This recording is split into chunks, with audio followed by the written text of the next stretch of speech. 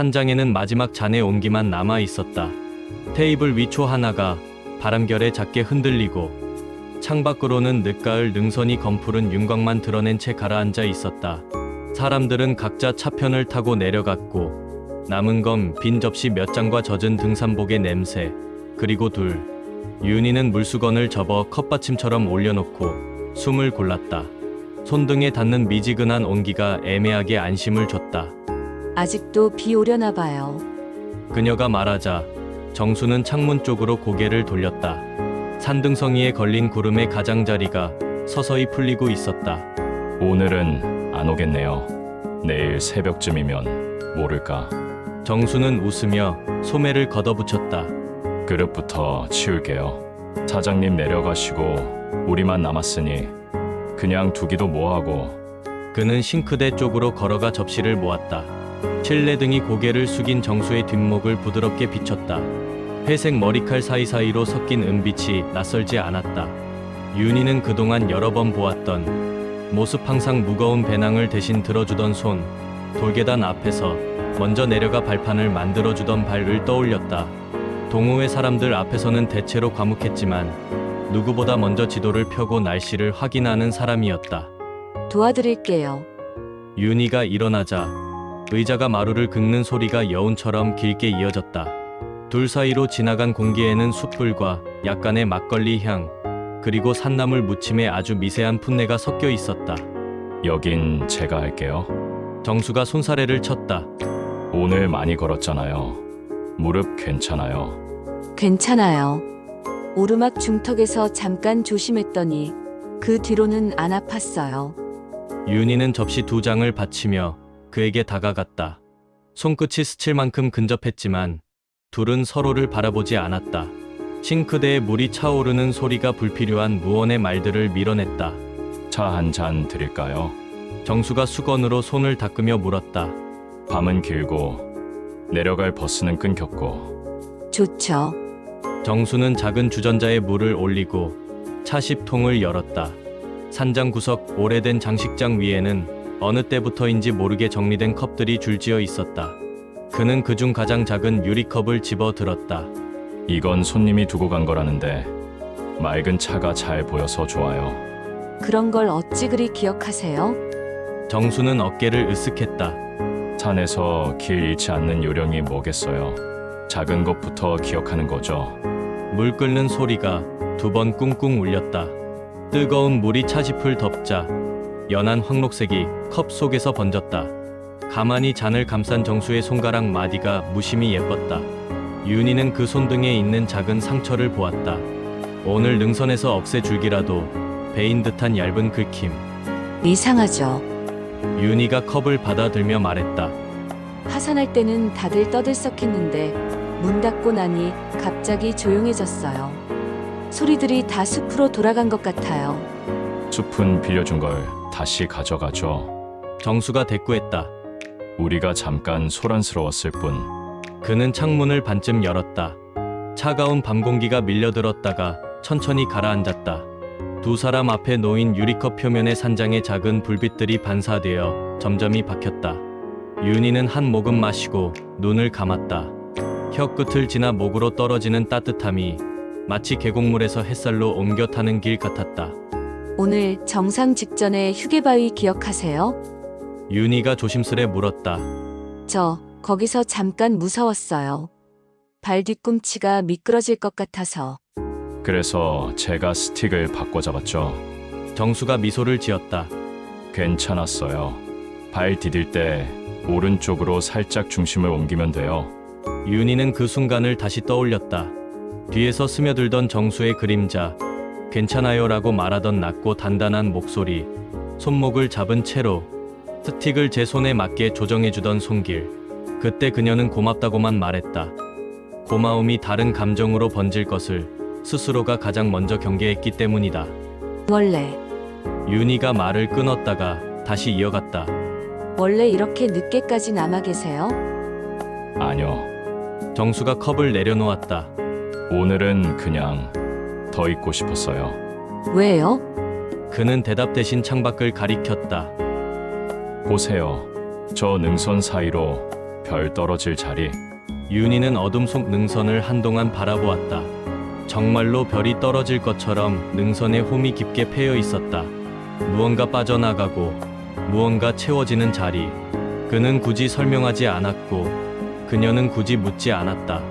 둘 사이에 가벼운 침묵이 앉았다. 아무 말도 하지 않는 침묵이 아니라 서랍에 조심스레 접어 넣은 스카프처럼 빳빳한 침묵.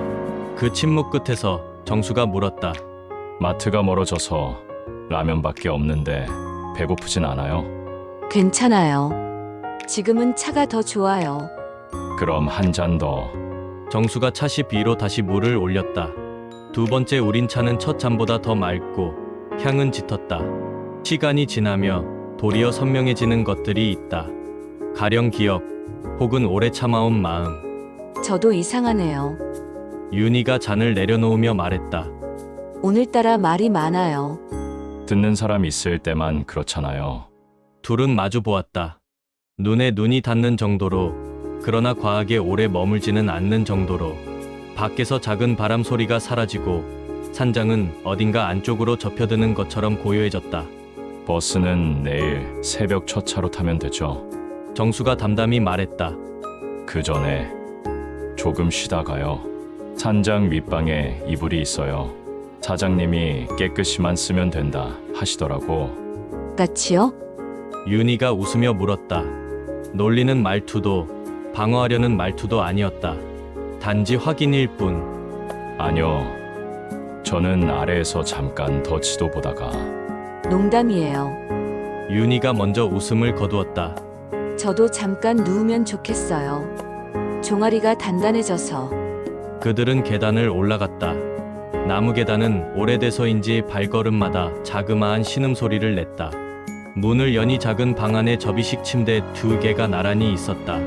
벽에 걸린 오래된 달력은 지난 봄에서 멈춰 있었다. 정수는 창문을 조금 더 열고 접이식 침대의 다리를 천천히 펼쳤다. 여기 누우면 바람이 바로 들어오니까 이불은 2겹으로 덮어요. 윤희는 신발을 벗고 이불 끝에 앉았다. 다리에 걸친 타이즈가 약간 찢어져 있었다. 능선에서 무릎을 구부릴 때 억새가 긁고 지나간 자리였다. 그가 눈치를 챘는지 말없이 작은 구급함을 내밀었다. 괜찮아요. 그녀가 거절하려다가 상처보다 먼저 말을 멈췄다. 고맙습니다. 살짝 스며드는 연고 냄새. 그의 손가락이 조심스럽게 상처 주변을 닦고 그녀는 그 손길이 끝까지 서두르지 않는 것에 이상하게 안심했다. 아프죠? 조금. 그녀는 웃었다. 아픈데 괜찮아요. 그 말이 방 안에 잠깐 남았다. 아픈데 괜찮다는 말은 언제나 위험했다. 괜찮다는 말이 자칫하면 이대로도 된다는 허락처럼 들릴 수 있어서. 그럼에도 말은 밖으로 나와버렸다. 정수는 구급함을 덮고 한 발짝 물러섰다. 문은 반쯤 열어둘게요. 답답하면 말하고. 네. 불을 낮췄다. 빛의 높이가 한 뼘쯤 내려앉자 그림자들이 둘을 따라 내려왔다. 윤희는 누워 이불 끝을 당기며 눈을 감았다. 산에서 내려온 피곤이 몸 구석구석에 자리 잡고 있었다. 오래 숨겨둔 생각들마저도 피곤을 핑계로 얌전히 고개를 숙이는 순간 아래층에서 종이 넘기는 소리가 났다. 지도였다. 그는 정말로 지도를 보고 있었다. 그 사실이 이상하게 그녀의 마음을 가볍게 했다. 서둘러 무언가를 쥐어짜지 않아도 된다는 안도. 다음 장을 넘기기 전에 지금 있는 페이지를 충분히 읽고 있다는 신뢰. 졸음이 미세한 비처럼 내려와 그녀를 덮었다. 얼마나 잤을까? 창밖에 바람결이 달라져 있었다. 문틈으로 희미한 소금빛이 흘렀다. 달이 구름 사이로 나왔나 보다. 윤희가 몸을 돌리자 이불이 바삭바삭 마찰음을 냈다. 그때 계단을 오르는 발소리가 났다. 조심스럽고 그러나 확실한 무게로. 깼어요. 문 앞에서 정수가 낮게 물었다. 아직 아니요. 이제 깼어요. 차가 식어서 따뜻한 물 더 올려도 되죠? 네. 그는 방 안으로 한 발 들어섰다가 멈췄다.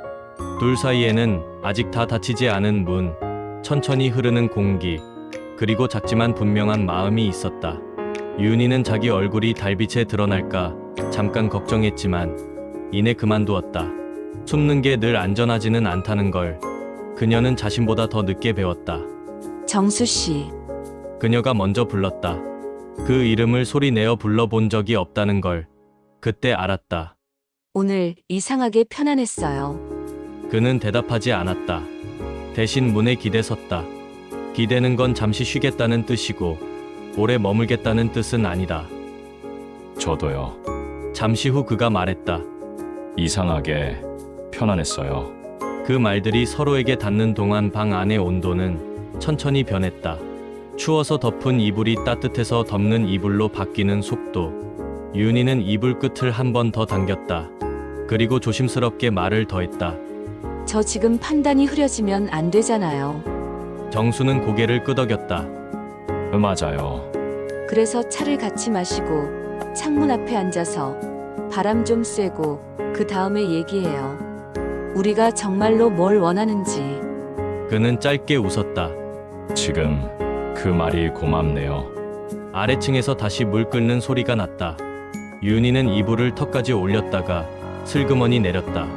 발끝으로 바닥을 찾아 내려와 슬리퍼를 신었다. 두 사람은 창문 바로 앞 오래된 나무 의자 둘에 나란히 앉았다. 달빛이 능선의 뼈대를 드러냈다. 지금 우리 조금 어른스럽죠? 윤희가 말했다. 조금이요. 정수가 장난스럽게 되물었다. 많이요. 그는 차를 건넸다. 손이 닿지 않게 컵 손잡이만 잡게끔 각도를 맞춰서 그 사소한 배려에 그녀는 웃음을 삼켰다. 달빛이 컵 표면에서 흔들리고 두 사람의 호흡이 얇은 김처럼 올라갔다 사라졌다. 한동안 둘은 별 얘기를 했다.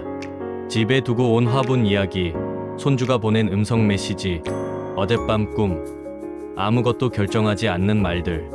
그러나 그 말들은 둘 사이의 거리를 조심스럽게 줄이며 서로에게 기댈 수 있을 만큼의 폭을 만들어줬다. 저는요. 오래전에 무언가를 끝내고 그 끝이 어디까지인지 확인하느라 시간이 많이 걸렸어요. 아마 그래서였을 거예요. 동호회에 들어와서도 한 발짝씩 뒤에서 걸었어요. 눈만 먼저 가고. 정수는 그녀를 보지 않았다. 대신 능선을 봤다. 저는 오래전에 누군가를 떠나보내고 그 떠남의 정의를 다시 쓰느라 시간이 걸렸어요. 세상에 없는 사람을 그리워하는 일과 세상에 있는 사람을 좋아하는 일이 겹치지 않게 하려면 천천히 걸어야 하더라고요. 그들의 고백은 설레발이 아니었고 사과도 아니었다. 단지 지금의 자기들을 설명하기 위한 최소한의 문장.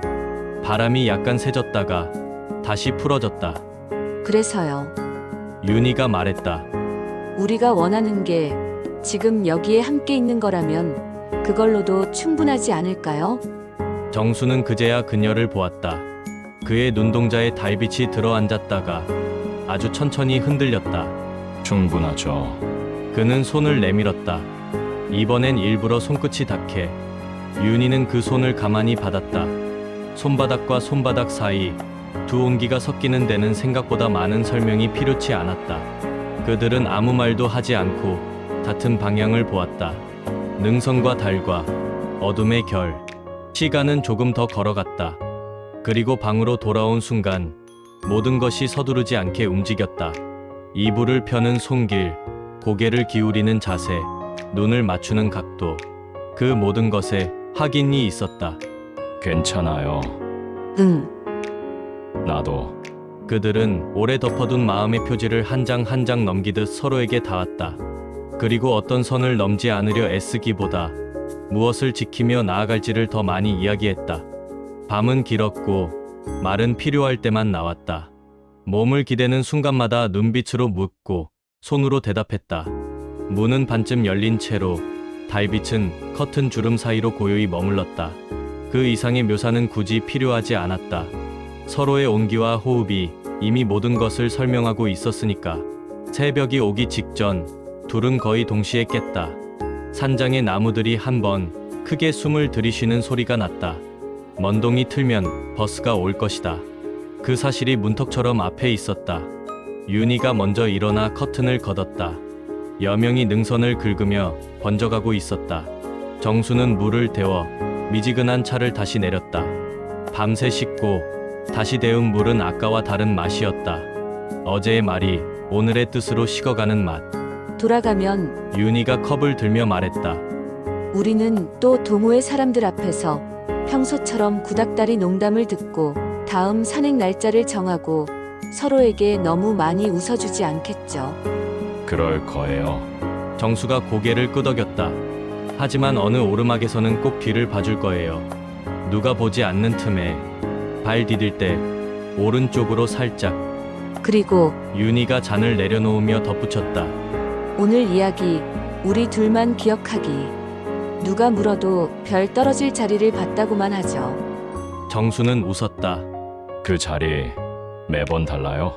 그래서 더 좋죠. 그들은 조심스럽게 방을 정리했다. 이불을 털어 햇빛이 닿을 수 있도록 접어두고 컵을 씻어 제자리에 올려놓고 창문을 절반만 닫았다. 손수건 하나가 의자 등받이에 남아 있었다. 윤희의 것이었다. 그녀는 주머니에 넣다가 다시 꺼내어 탁자 위에 접어 올려두었다.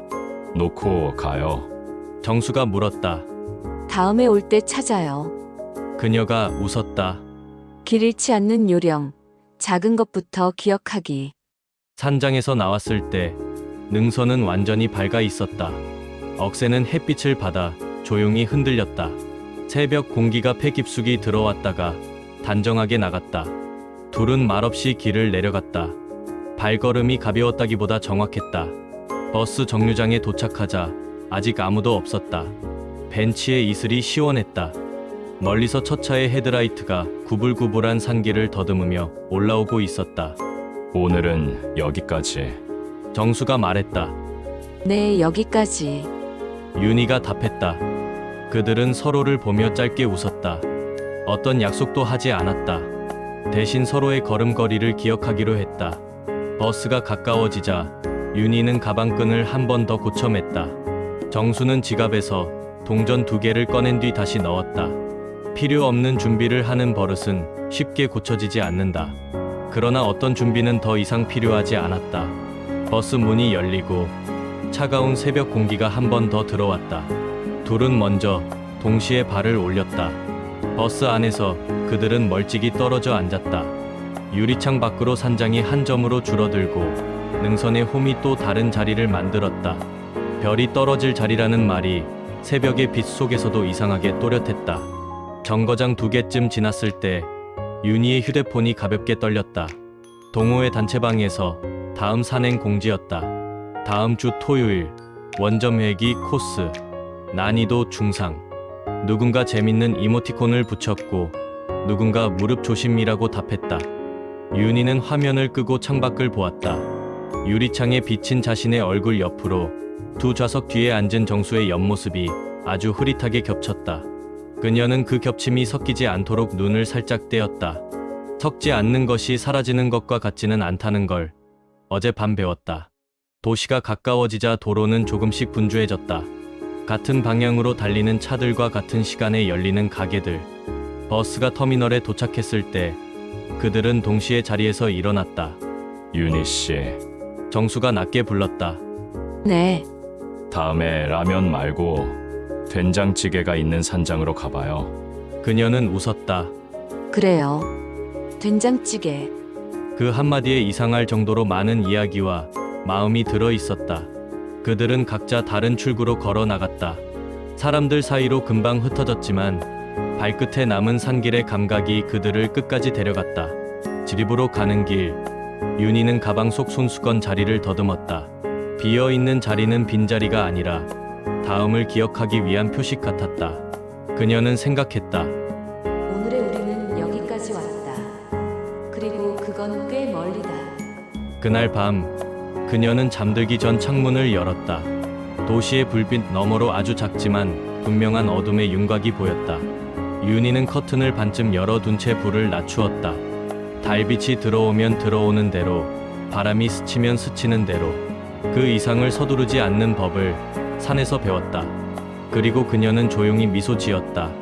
다음 산행에서는 발을 디딜 때 오른쪽으로 무게를 살짝 옮길 것이다. 누가 보지 않는 틈에 누군가가 뒤에서 가만히 지켜보고 있을 것이다. 서로의 걸음이 맞춰지는 순간을 둘만의 속도로 확인할 것이다. 밤은 깊어졌고 창밖의 능선은 보이지 않았지만 별이 떨어질 자리는 어디에나 있었다. 그녀는 눈을 감고 아주 낮게 스스로에게만 들릴 만큼 중얼거렸다. 괜찮아. 아픈데 괜찮아. 그리고 좋아. 그 말은 허락이 아니었다. 다짐이었다. 그녀의 다짐은 누군가에게 들키지 않아도 빛나는 종류의 것이었다. 멀리서 기차 소리가 한 번 지나갔다. 그리고 모든 것이 조용해졌다. 다음을 위해 충분한 조용함이었다. 구독과 좋아요는 영상 제작에 힘이 됩니다. 감사합니다.